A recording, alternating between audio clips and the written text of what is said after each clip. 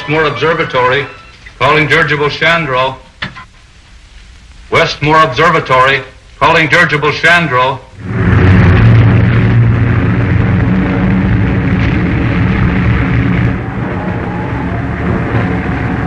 Not scared, are you, buddy? Well, I guess I was a little scared before you got above that blizzard. Keep a secret? Yes, sir. So was I. Well, I'm still scared. What for? We're up so high we can hardly breathe, and we're about to run out of oxygen. Westmore Observatory, calling dirigible Chandro. Flying too low now. Think on any more ice and snow. Calling dirigible Chandro. Westmore Observatory, calling dirigible Chandro. Good, they finally found us. Great, and take the controls.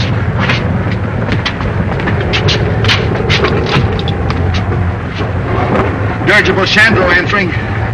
Go ahead, Westmore. I've contacted Miss Buck's voice. Hello, Chandro. Is that Lieutenant Rogers speaking? Buck Rogers to you, Professor. Hello, Dad. We're having a swell time. Are you all right, Buck? Where are you? Okay so far, sir. Still riding above the blizzard. What's your exact position? Can't say. Within about 300 miles, sir, on account of drift. Holding about 40,000 feet elevation. Have to stay here until we ride out the storm area. Think we can do it. Breathing is getting hard. Running low on oxygen, sir. I'm going to drop down a couple of thousand feet. I've got to have air.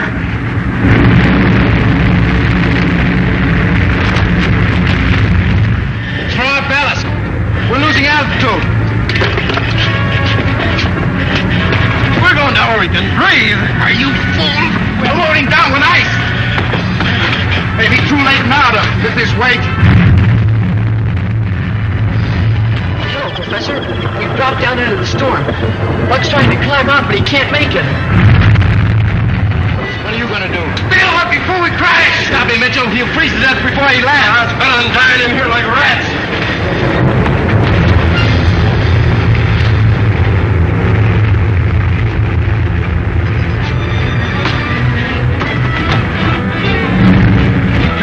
Any chance for them, Professor?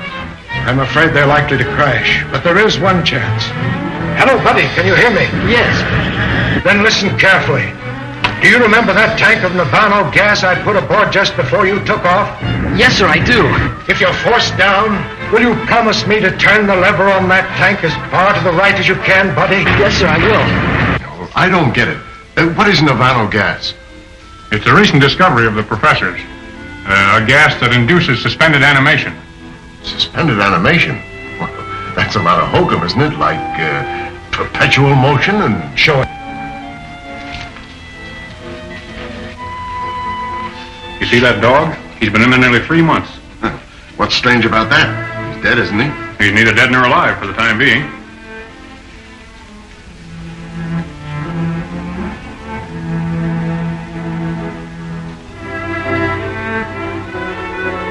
Expect the dog to do, come to life?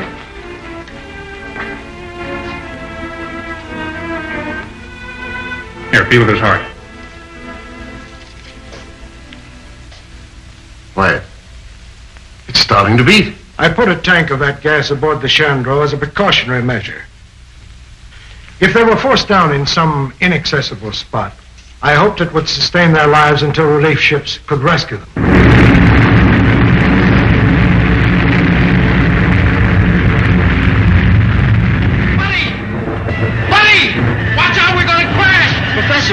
Professor! What is it, buddy? Buck says we're gonna crash. Goodbye, Dad. Ask Buck for his approximate latitude and longitude. Buck, Professor Morgan wants to know your approximate latitude.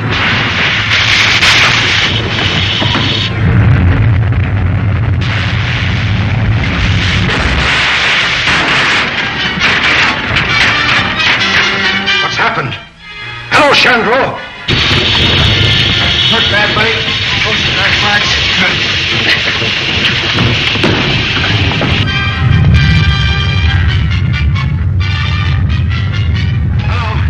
Hello. Chandro just crashed. Give me your latitude and longitude, and turn on the Navano gas. Gas is turned on, sir. Latitude about 70 knots, sir. Longitude.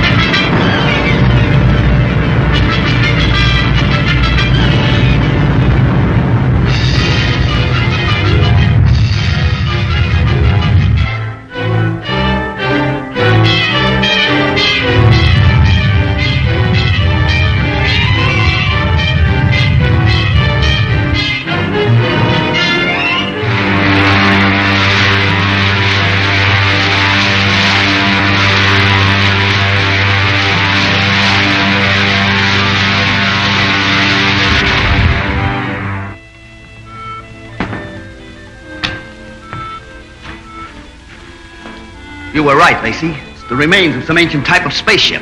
Wonder why we never saw it before. I've flown over this place 100 times. It's probably covered with ice most of the year. Let's take a closer look.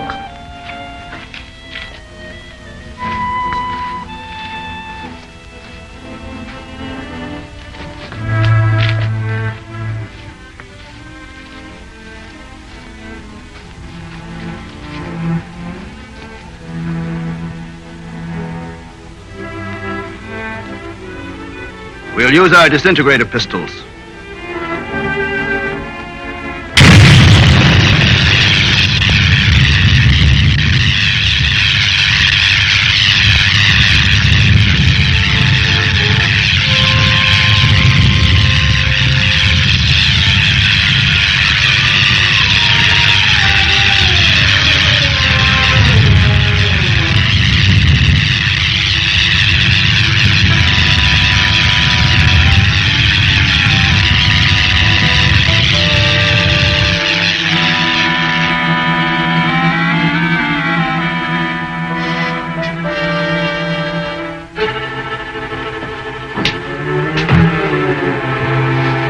Like some sort of gas. Certainly is an antique.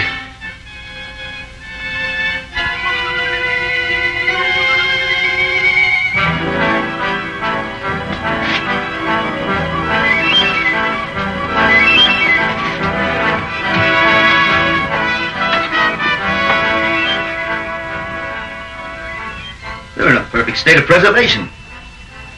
Must have been frozen since the ship crashed.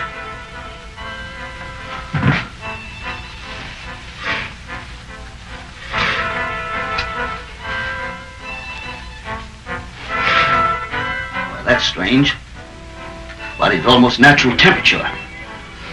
Let's get them out of here. This gas is making me drowsy. Well, take hold of his feet.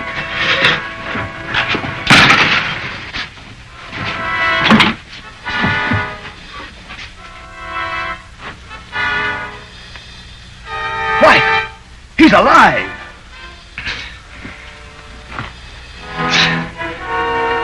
Sure I'm alive. What's wrong with you?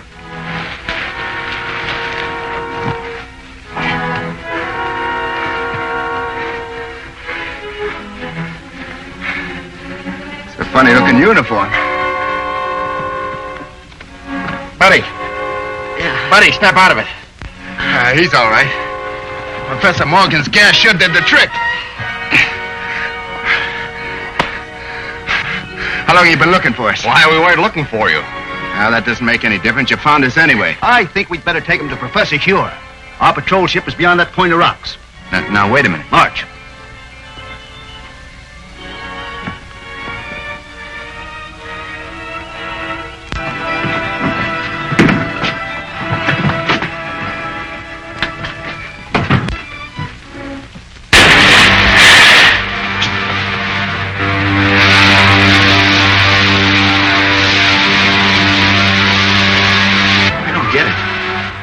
Ship's at least 100 years ahead of anything I ever saw. I wonder how fast we're going.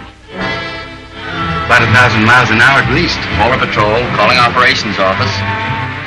Polar Patrol, calling Operations Office. Operations Office. Go ahead, Polar Patrol. Golly, they sure dialed in quick. Put this call through to Scientist General Huer. It is urgent. One moment. Go ahead. Captain Rankin speaking. We're approaching the city with 2 prisoners found in a dirigible. A dirigible? That's impossible. Such ships haven't been used since the 20th century. 20th century? What does he mean? I don't know. Ship was frozen in the tip of Bering Glacier. Prisoners were in a state of suspended animation when we found them. Bring them directly to me when you land. That is all.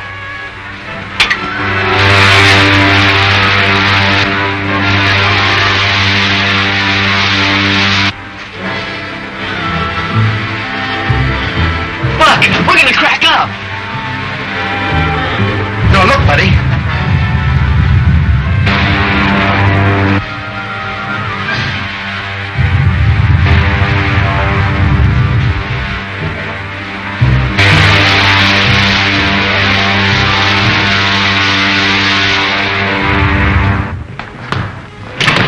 Scientist General suspects her. You're to come directly to his headquarters. Thank you, Lieutenant. Come along, men.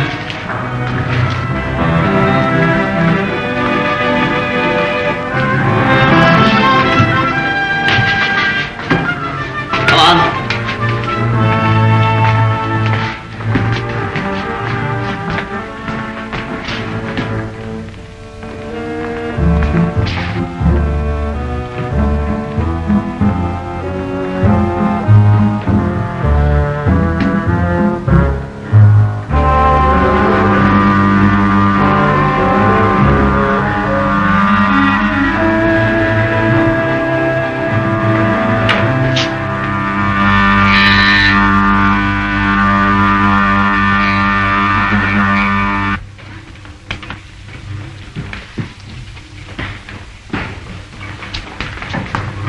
Professor, So what kind of an elevator is that, anyway?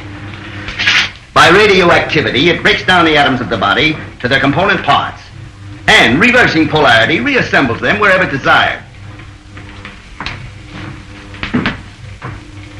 Take my place, Lieutenant Deering. Follow our spaceship through the televi.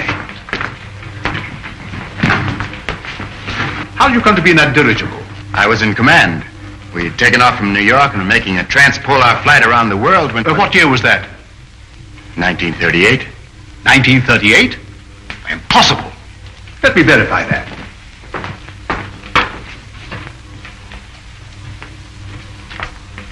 (1938). There was such an expedition.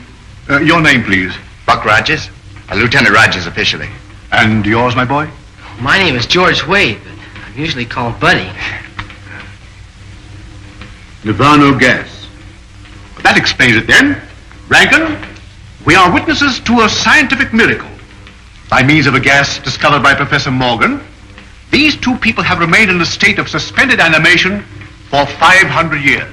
500 years? That makes me old enough to be my own great-grandfather. But, Professor Hure, that's impossible, sir. Dr. Hure, Killer Kane has captured another of our pilots.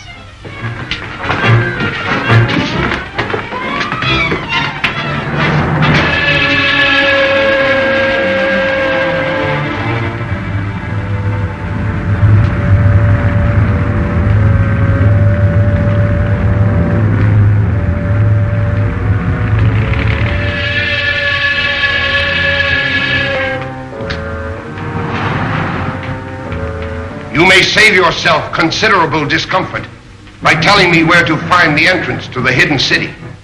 I do not remember. I think I know a way to make you remember.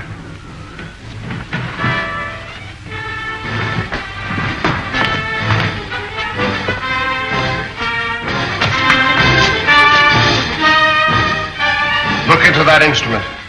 Look into it. Those men were once pilots of Dr. Hure's ships. Now they are living robots. Men robbed of all willpower while they wear the helmets I had designed for them. Shall I have you measured for a robot's helmet? Or will you tell me where the entrance to the hidden city is? I do not remember. Take him away. I don't understand, sir. Who is this man called Killer Kane? He is the result of the stupidity of the men of your century. You failed to stamp out lawlessness, and in the end, the criminal became stronger than the law. Racketeers, you call them. Today, they rule the world as cruelly as they ruled their gangs in your day. Well, isn't there any chance of help from an outside source? Only from men on some other planet. Another planet? Well, that doesn't sound very hopeful. It could be, but our spaceships seem unable to slip through Kane's air blockade. We've lost 5 thus far trying it. You mean you actually have ships that can travel from planet to planet? Of course. If you have ships that can travel that far, you know, I think I know a way of running that blockade. Well, if you have any plans, I'm ready to listen to them. But to me, it seems much hopeless. Am I right, Marshal Craig, in assuming that you can operate a plane from the ground at such a distance, mind you, by means of radio? That's correct, Rogers. Well then, sir, why don't you send up such a ship as a decoy? While Kane's patrol is following it, I can slip through in a spaceship and get help from Saturn. We've already lost too many ships and crews. We can't afford to try it. It seems to me you can't afford not to try it, sir. Rogers is right, Marshal. Unless we get help from Saturn, our cause is lost. Very well, sir. You're in charge. Thank you very much. Lieutenant Deering, you will go with Rogers to establish a means of communication with Saturn, if you do get through to that planet.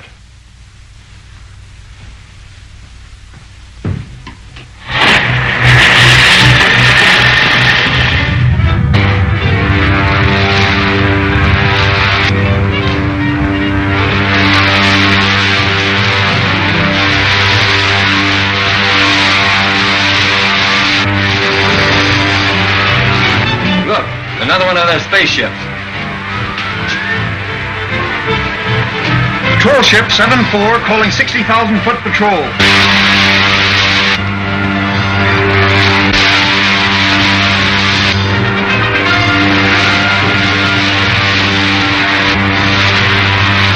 Shall I lay our course directly for Saturn now, Buck? May as well. Hey, Buck, look. They fell for it, all right. How can they fly that spaceship with no one in it?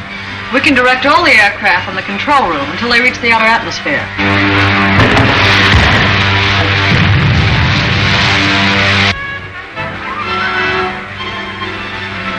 Don't think we'll run into any more trouble. Why don't you take a nap, Wilma? I'll take the controls. Thanks very much.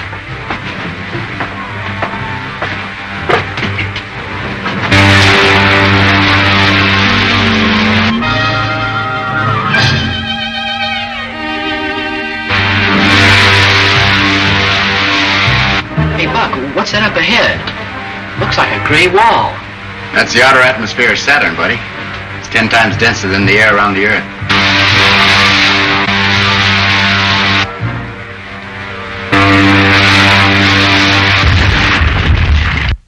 What was that?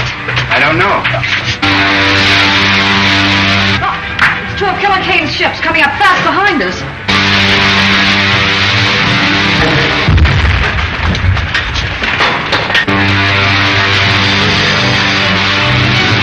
Retard your speed to 1/2. If we do, they'll get away from us. Don't worry about that. They'll either have to slow down or go up in smoke. Returning rockets. If we enter that atmosphere at this rate of speed, the friction will burn us to a crisp. Look, they smashed the rockets. I can't fire them.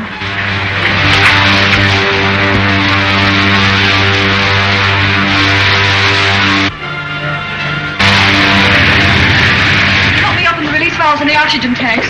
If they explode, we'll be blown to atoms. Buddy, take the controls. The portholes are giving way, Buck. It's no use. The heat has melted the valve heads. Move, buddy. There's only one hope for us. Climb above this atmosphere back into outer space.